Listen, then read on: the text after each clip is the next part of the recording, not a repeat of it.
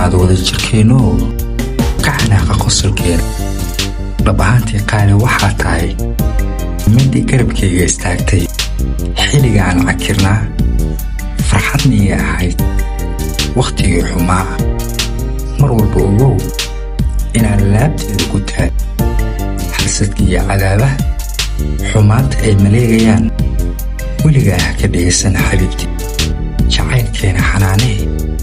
oo xurmay xayaati